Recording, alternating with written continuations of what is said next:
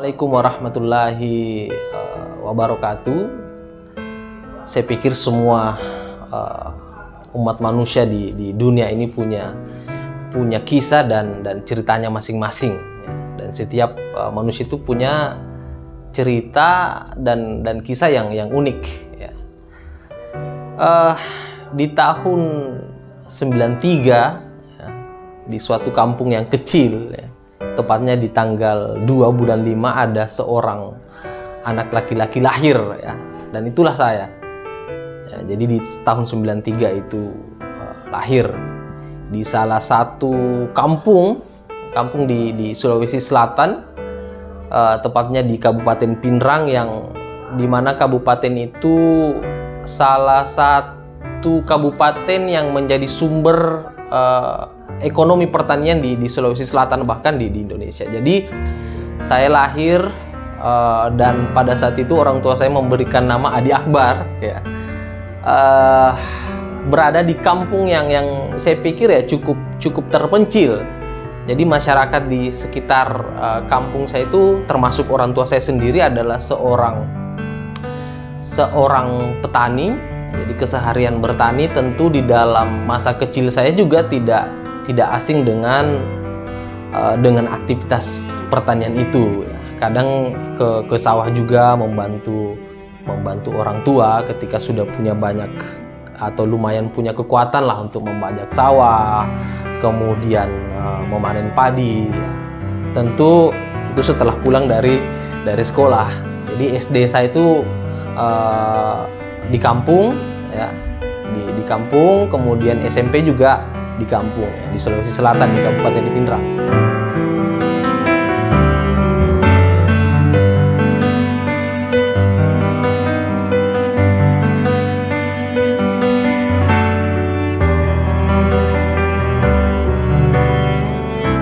Dari SMP saya kemudian hijrah ke Kendari untuk melanjutkan sekolah menengah atas di Madrasah Aliyah.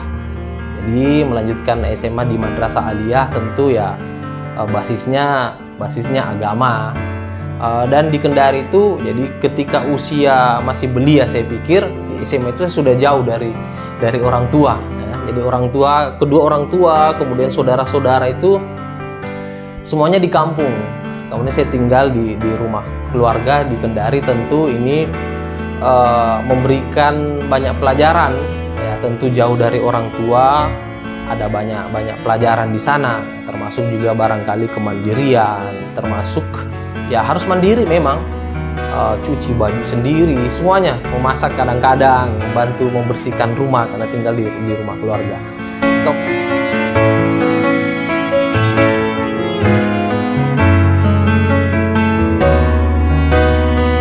Kemudian tamat SMA, masih di Kendari, melanjutkan kuliah S1 di Kendari, waktu itu di pendidikan matematika.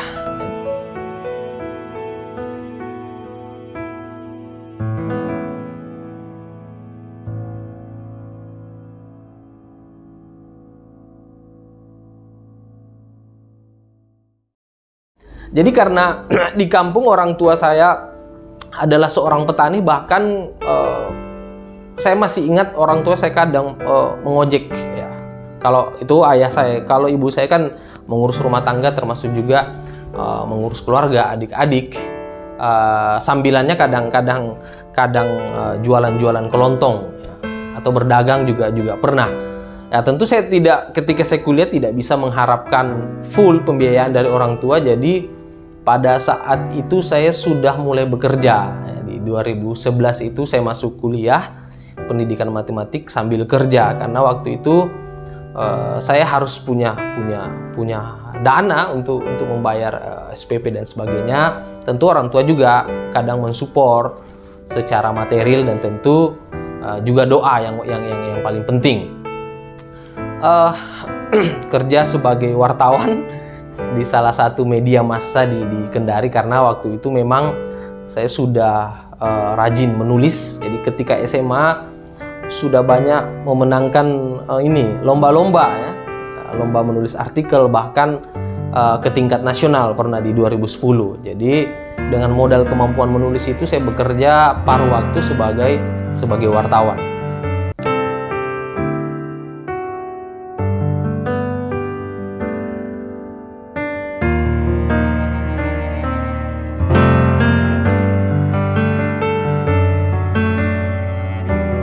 Ada sesuatu yang menarik sebenarnya. Saya punya prinsip bahwa di kampus itu ya, termasuk juga ketika kita belajar, dan saya pikir ini juga menjadi sesuatu yang penting dipahami, bahwa ketika belajar baik di sekolah, kemudian di pesantren, di kampus, yang menjadi poin penting adalah ya belajar. Karena kita belajar ya ilmunya yang menjadi penting, bukan nilainya.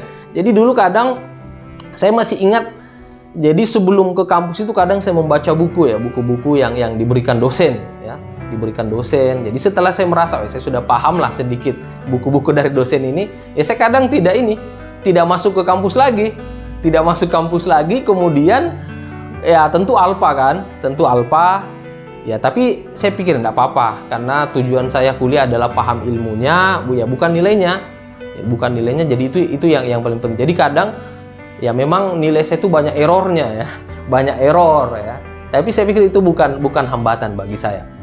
Jadi di akhir perkuliahan di 2011-2016 ya, saya lulus itu dengan nilai yang saya pikir cukup rendah, hanya 2,9 ya. Jadi hanya 2,9, kemudian saya menghadap ke prodi, bisa nggak diperbaiki biar 3,0 lah, nggak apa-apa lah. Tapi dengan ternyata 2,9 itu atau 3,0 lah ya, dibulatkan saja karena saya matematik. Jadi alhamdulillah saya memahami betul loh, ternyata memang nilai itu bukan menjadi sesuatu yang penting, tetapi pengalaman kita, pengetahuan kita itu yang menjadi sesuatu yang sangat penting ketika kita berproses baik di sekolah, di pesantren, kemudian di universitas. Dan alhamdulillah setelah lulus dari S1 waktu itu ya kemudian saya ke kampung Inggris. Jadi setelah memang ketika saya duduk di bangku kuliah, saya sudah punya niatan sebenarnya, rencana saya ke depan ini saya ingin menjadi bagian yang penting ya, di negara kita lah ya. Jadi kita punya mimpi, namanya juga anak muda harus punya mimpi yang tinggi. Jadi ada teman-teman saya sebenarnya yang sudah lulus kuliah lebih dulu, kemudian kerja ya, kita minder juga. Mereka sudah dapat kerja, punya banyak penghasilan, tapi ya minder juga setelah lulus belum dapat kerjaan. Tetapi yang paling penting tetap fokus pada cita-cita waktu itu. Jadi setelah lulus kuliah waktu itu ya, saya kan punya banyak relasi waktu itu karena pernah jadi wartawan. Jadi ditawari kerja di mana-mana, alhamdulillah, ditawari di perusahaan, kemudian ditawari, pernah ada teman di perbankan juga ditawari. Tapi saya telepon orang tua kan, orang tua juga memaksa. Beliau bilang, orang tua saya waktu itu mama ya, dia bilang, wah kamu harus kerja ini, masa mau seperti itu terus. Jadi saya bilang, saya harus lanjut dulu. Uangnya nanti belakangan, kata saya ya. Uangnya belakangan ya. Nanti lebih banyak lagi nanti. Meskipun ya bukan uang sebenarnya yang dikejar, tapi itu suatu cara untuk menjelaskan ke orang tua dengan halus.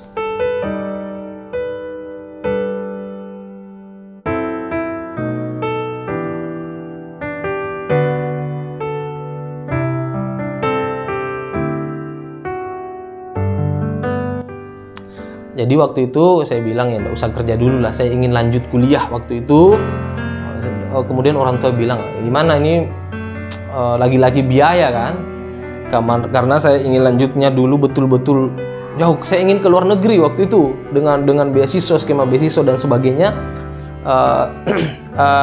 Kemudian orang tua hanya memberikan, jadi setelah lulus saya ke kampung Inggris ya. Kampung Inggris belajar bahasa Inggris karena saya pikir itu juga kemampuan yang harus dimiliki untuk melanjutkan pendidikan ke S2, S3 nantinya. Orang tua hanya memberikan uang tidak banyak gitu. Saya hanya minta doa restu saja lah. Ya oke lah, saya mohon doanya, kalau uangnya nanti saya cari sendiri. Ternyata orang tua juga memberikan tiket pesawat waktu itu ke Kediri. Sampai di Kediri itu ya belajar lah. Kalau uang jajan hari-hari itu kan, karena alhamdulillah selama aktif di organisasi mungkin banyak membantu adik-adik ya, jadi pernah kadang adik-adik yang tidak punya biaya SPP, karena waktu itu saya kerja sebagai wartawan, ada biaya gaji bulanan, saya bantulah adik-adik. Setelah saya juga butuh dana ketika belajar di kampung Inggris, ya banyak senior-senior, terutama senior-senior organisasi yang membantu. Jadi mungkin 6 bulan di kampung Inggris, cita-cita saya yang awalnya harusnya ke luar negeri, ternyata takdirnya ke UNM Makassar. Ternyata balik ke kampung sendiri.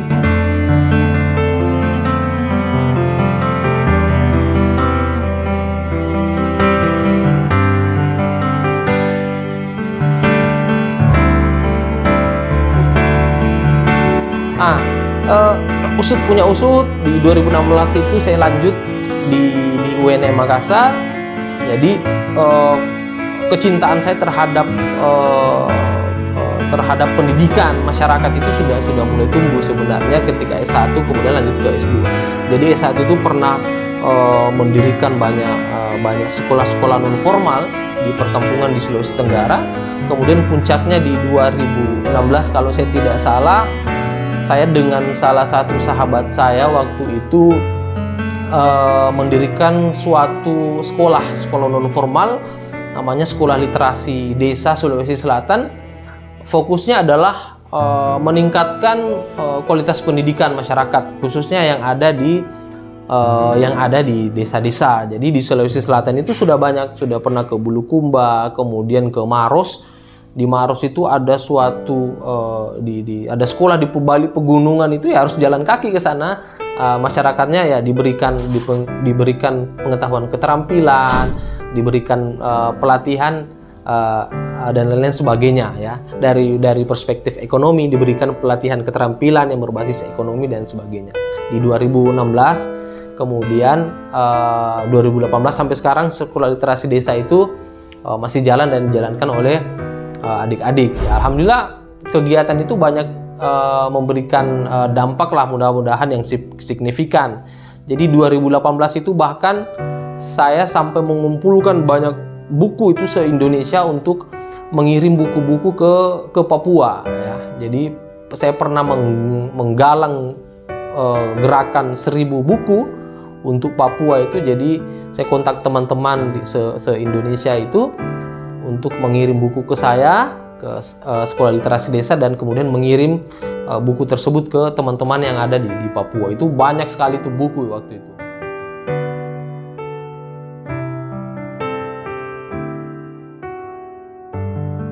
Nah, di 2018 berkat mendirikan Sekolah Literasi Desa waktu itu, saya juga mengajar ya, di 2018 setelah lulus kuliah S2.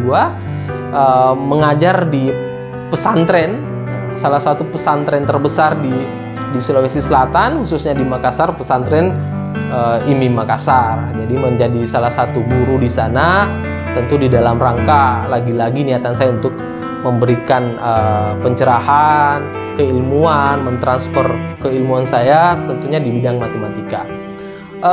Karena prinsip saya sih ya, karena saya di bidang pendidikan, maka saya harus memberikan manfaat yang sebesar-besarnya di dalam pendidikan.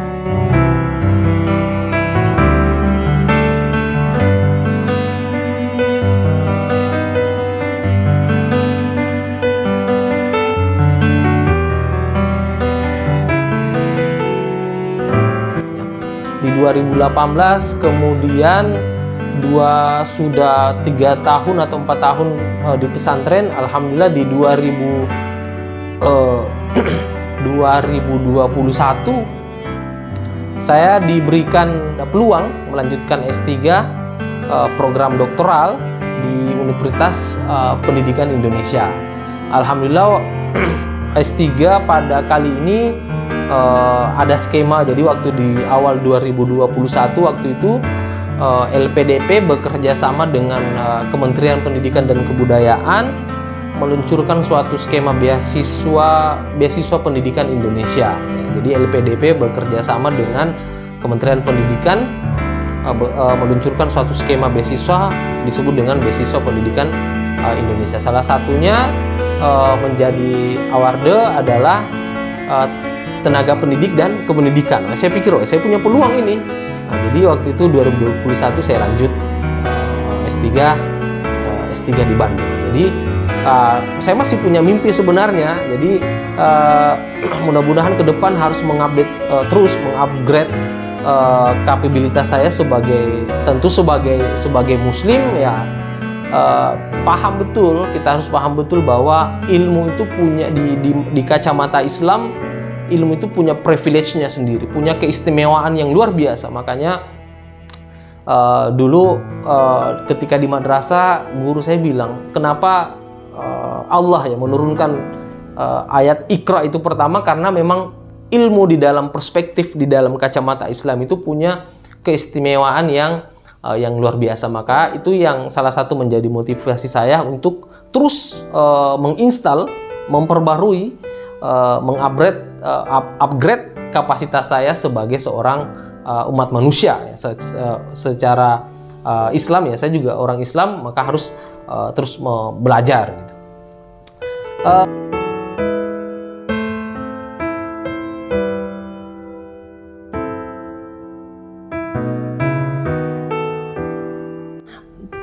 Jadi 2021 LPDP dengan Kementerian Pendidikan, jadi Pusat Layanan Pembiayaan Pendidikan meluncurkan skema beasiswa pendidikan Indonesia. Ya, alhamdulillah. Sebenarnya saya punya motivasi yang cukup tinggi kenapa ingin terus belajar. Jadi dulu ketika saya di kampung itu di belakang rumah itu ada pohon yang tinggi, saya tidak tahu pohon apa. Jadi saya kadang manjat dan melihat pesawat. Pesawat itu di atas, dia tentu jauh tinggi sekali di awan. Bukan pesawat yang hampir mendarat. Jadi ada melintas pesawat. Dan saya selalu bilang ke orang tua saya ingin naik pesawat. Seperti apa rasanya ya? Kemudian orang tua saya bilang, kalau kamu ingin naik pesawat, tidak usah cari uang ya. Karena waktu itu saya ingin punya banyak uang supaya saya beli tiket nanti pesawat. Kemudian orang tua pernah, entah sadar atau tidak, orang tua pernah bilang, kalau kamu ingin naik pesawat, kamu tidak perlu cari uang. Katanya cari ilmu, maka semua yang kamu inginkan itu akan ada ketika kita menjadi orang yang berilmu. Jadi itu tadi sebenarnya catatan penting yang juga saya pikir perlu saya sampaikan. Nah, maka dari situ saya harus mengupgrade ilmu terus ya, harus memperbarui keilmuan terus, harus meningkatkan keilmuan terus. Maka lanjut S3, kemudian nanti kalau ada lagi ya harus lanjut lagi. Jadi disediakan beasiswa oleh LPDP Kemendikbud. Alhamdulillah SPP-nya dibiayai. Kalau di UPI itu itu saya tidak usah barangkali jelaskan ya. S3 lah, nanti bisa dicari di website UPI ya. Berapa SPP-nya, kemudian SPP per semester itu dibiayai, karena program doktoral berarti nanti 4 tahun, berarti 8 semester itu dibiayai. Tentu ini adalah suatu kesyukuran. Kemudian biaya buku, jadi tentu biaya buku juga diberikan biaya. Kemudian biaya hidup bulanan. Kemudian tunjangan satu anak satu istri. Jadi semua itu ada tunjangan. Kemudian tunjangan kesehatan juga ada, jadi asuransi kesehatan juga disediakan. Juga nanti kalau mahasiswanya rajin menulis, mengirimkan tulisan ke jurnal-jurnal internasional, itu juga nanti akan diberikan biaya-biaya penelitian. Nah, yang menjadi poin penting bahwa semua skema-skema ini, kalau kita melihat skema pembiayaan beasiswa itu, karena kalau menulis beasiswa mendaftar beasiswa itu kan ada semacam esai yang ditulis ya. Tentu ya, saya sudah ceritakan di awal, Pak, secara nilai akademik saya tidak mungkin bisa tembus karena nilai saya dari tahun ke tahun itu memang tidak terlalu tinggi. Tetapi saya selalu yakin bahwa dengan memberikan manfaat ke orang-orang itu yang akan menjadi jalan yang baik bagi saya. Makanya yang saya ceritakan di S1 itu sebagai salah satu syarat beasiswa, saya ceritakan bahwa ketika dulu saya S1, saya pernah mendidik jauh di kampung sekali, bahkan pernah ke Buton Tengah di Sulawesi Tenggara itu untuk memberikan pendidikan ya, dan itu dengan sukarela, biayanya harus ditanggung sendiri. Saya memberikan atau membentuk sekolah literasi desa ya, itu menggunakan biaya sendiri, membiayai teman-teman ke sana itu pakai biaya sendiri. Itu yang saya ceritakan, dan alhamdulillah itu goal secara persyaratan di beasiswa. Jadi saya tidak pernah menceritakan di esai itu sebagai salah satu syarat beasiswa. Ketika saya kuliah ini saya pernah mendapatkan nilai yang tinggi, itu tidak pernah. Dan hampir kalau saya tanya senior-senior ya, yang menurut saya inspiratif orangnya, wah ternyata memang nilai itu tidak berpengaruh di dalam hidup kita ya, tetapi ilmunya itu yang harus diambil betul ya. Jadi seperti itu. Kadang sampai saya S2 itu kadang ya, kalau saya sudah tahu ilmunya, mungkin dosennya juga nanti menjelaskan ini, tidak usah saya masuklah nanti kuliah, tidak apa-apa saya alpa, lebih baik saya cari kegiatan seminar yang lain ya. Jadi seperti itu yang saya ceritakan di esai itu, termasuk juga saya cerita bagaimana kegiatan saya waktu kecil di kampung, bagaimana impian-impian saya yang dibentuk oleh orang tua saya gitu. Jadi memang orang tua saya, karena dulu memang ketika kuliah, jadi orang tua saya semuanya, dua-duanya orang tua saya pernah duduk di bangku kuliah tetapi putus karena biaya ya. Jadi kalau orang tua saya di ibu itu lulusnya hampir lulus, ketika menyusun skripsi tidak ada. Jadi nenek saya dulu tidak punya uang di kampung, ternyata terpaksa ya harus berhenti kuliah. Itu semua menjadi cerita-cerita menarik yang menjadi pendorong, menjadi lokomotif di dalam membakar semangat saya untuk terus melanjutkan studi. Dan ada satu pesan yang pernah dikatakan oleh dosen saya. Kata beliau ini, bukan kata saya ini. Katanya orang yang ingin menuntut ilmu itu, yang ingin sekolah tinggi-tinggi itu, tidak pernah berhenti hanya karena persoalan biaya. Tapi kalau memang itu semuanya itu karena kemauan. Jadi kalau kita punya kemauan yang tinggi, meskipun kita tidak punya biaya, insya Allah Tuhan akan mengirimkan jalan dari arah yang tak terduga. Itu alhamdulillah saya rasakan. Makanya bahkan saya meyakini betul ya, kalau saya mengurus orang lain ini di luar keluarga saya. Jadi kadang istri saya atau di rumah itu kok keluar terus mengurusi yang lain gitu ya. Jadi tapi saya yakin bahwa kalau saya mengurus orang lain, insya Allah di belakang itu Allah akan mengurus keluarga saya di belakang. Mungkin ini sedikit radikal di dalam pandangan saya, tetapi saya meyakini bahwa orang yang memberikan manfaat yang sebesar-besarnya, manfaat di dalam artian bidang yang dia tekuni, maka itu adalah manusia yang paling baik. Itu saja. Saya pikir simpel, tetapi itu juga cukup berat ya. Kita punya orang yang ilmu itu ya bisa menjadikan dia pongah atau sombong. Itu saya pikir juga cukup sulit ya. Punya ilmu yang sedikit 1 tambah 1 itu bisa membuat kita sombong sebenarnya. Jadi yang jelas ilmu itu sedikit apapun harus dimanfaatkan, memberikan manfaat yang sebesar-besarnya untuk umat, supaya tidak melakukan kemaksiatan intelektual ya itu.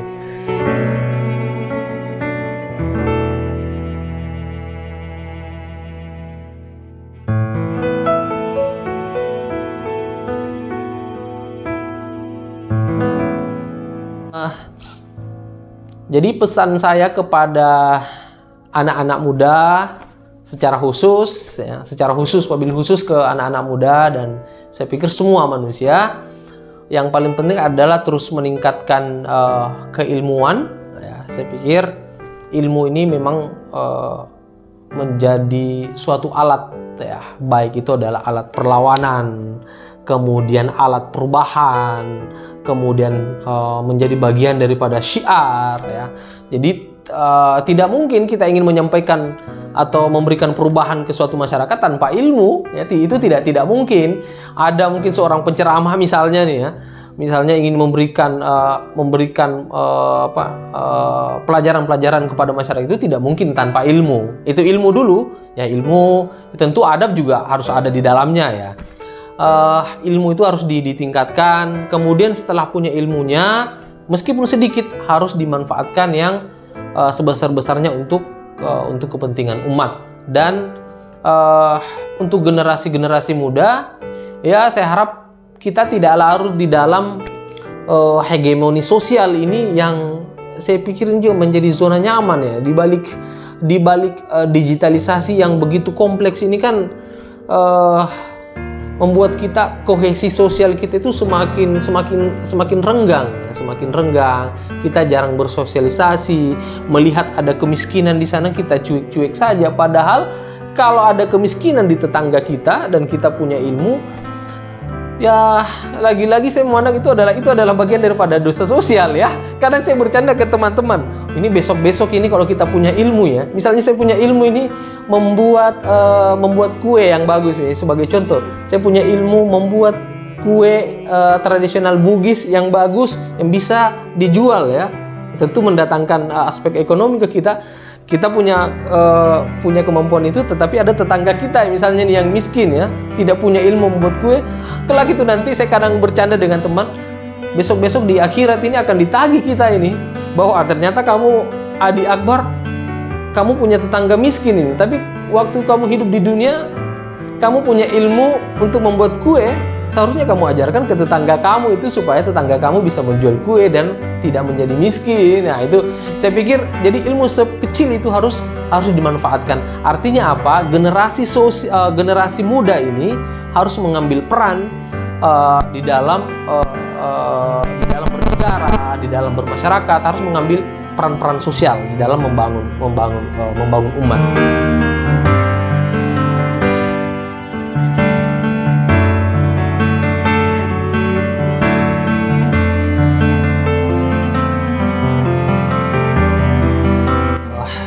Dari segi persyaratan, saya pikir kalau dari perspektif makro semua hampir ya, semua beasiswa itu syaratnya mungkin hampir sama ya, hampir sama. Kalaupun ada sedikit yang beda, ya itu mungkin sebagian kecil.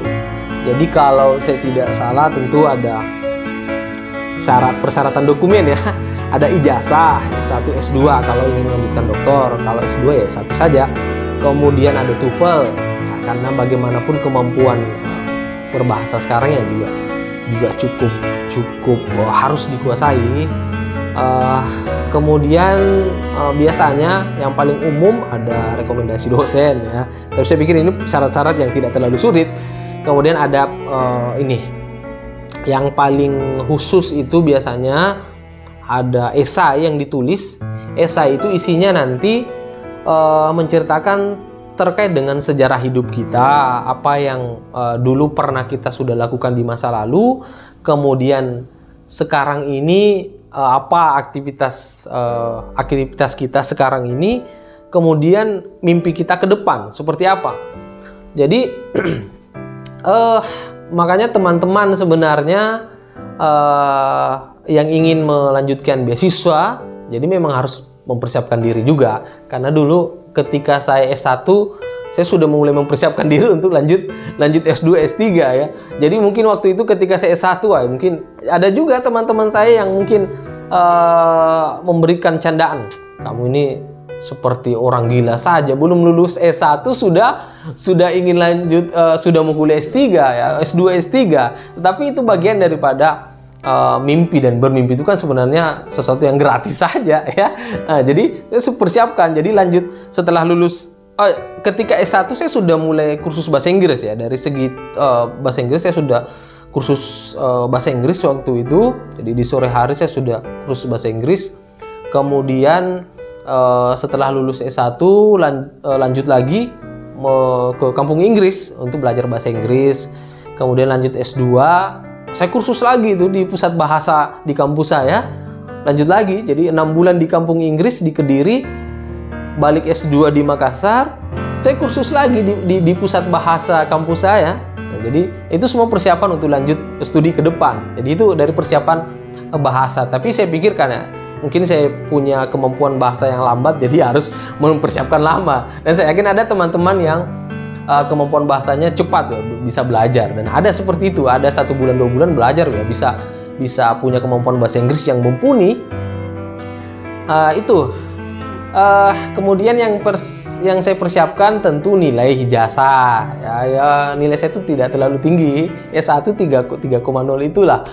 Kemudian yang saya fokusi memang waktu itu adalah di esai saya, karena di esai itu memang kalau saya tanya ke teman-teman senior yang sudah lebih dulu, itu cukup sulit ya, cukup sulit karena menceritakan masa lalu apa yang sudah kita laksanakan, kemudian sekarang ini dan ke depan. Jadi memang karena alhamdulillah ketika saya S1 punya banyak kegiatan organisasi, khususnya di organisasi pendidikan. Jadi itu saja yang saya ceritakan. Jadi saya ceritakan bahwa ketika saya S1 saya pernah mendidik ke sini, memberikan sosialisasi pendidikan kepada masyarakat di kampung ini, kampung A, kampung B ya. Kemudian saya membantu anak-anak di kampung untuk melanjutkan S1 dengan mencarikan mereka beasiswa. Itu yang kita ceritakan. Itu yang masa lalu ya, diceritakan.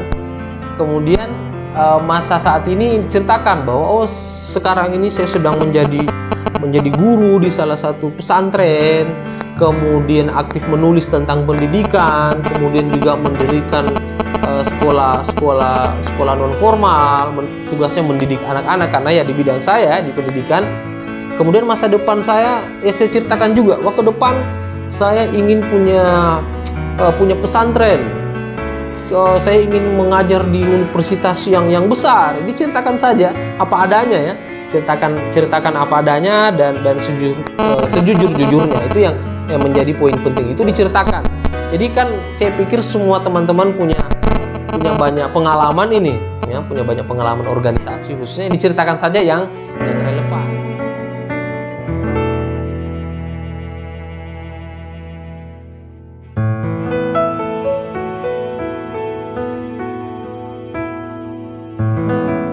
Baik teman-teman sekalian, jangan lupa subscribe channel Rumah Kehidupan sebagai channel inspirasi, inovasi, dan motivasi. Terima kasih. Assalamualaikum warahmatullahi wabarakatuh.